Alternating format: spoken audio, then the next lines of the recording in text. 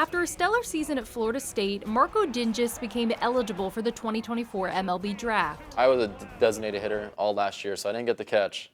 So a lot of teams were a little worried that, because you don't want to draft just a DH, about the defense, but the Brewers, I knew would take a shot in the 4th round. Dingus' inkling proved to be true. Milwaukee selected him in the 4th round with the 123rd overall pick. Once my agent called me, you knew you're going to sign.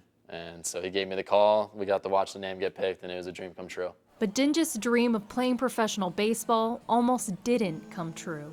In April of 2023, during his sophomore season at Tallahassee Community College, Dingus became sick. I was trying to play through it, but my body was just shutting down. So we went to the doctors, and they kind of just kept saying it was mono originally in Tallahassee, the hospital. It's mono, but they kept me overnight, so it was obviously a severe mono. His overnight stay turned into a week. Once doctors realized Dingus was dealing with more than just mono, he was transported to Shands Hospital in Gainesville. He spent 10 days there, but was discharged once his fever began to break. He was released, and he stayed at a hotel one night until I arrived. And when I got to him, it was the worst.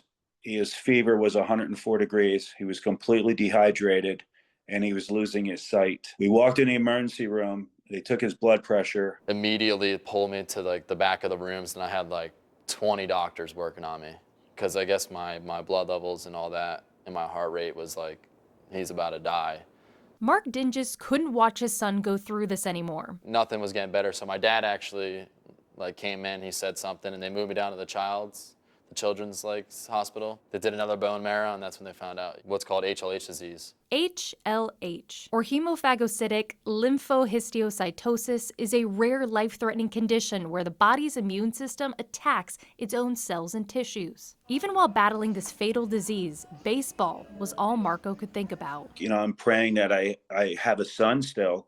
No, I'm not even thinking about baseball, and Marco still is. When you look it up, it says you got a 40% chance to live, and you're just oh no. I just went from having the greatest season ever, to you might never play baseball again. But Dr. Melissa Elder told Mark she was going to save his son. They put me on Gamifant.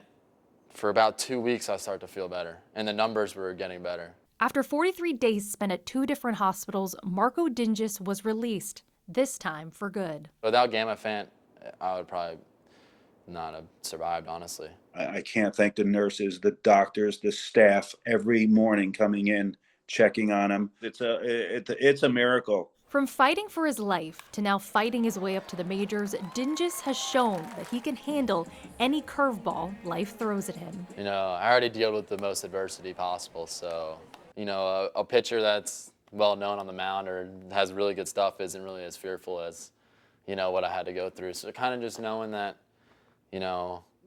I've came through so much, I'm just always going to be confident now because I got nothing to lose. That's how I play. Reporting on the Timber Rattlers, Ellie French, Fox 11 Sports.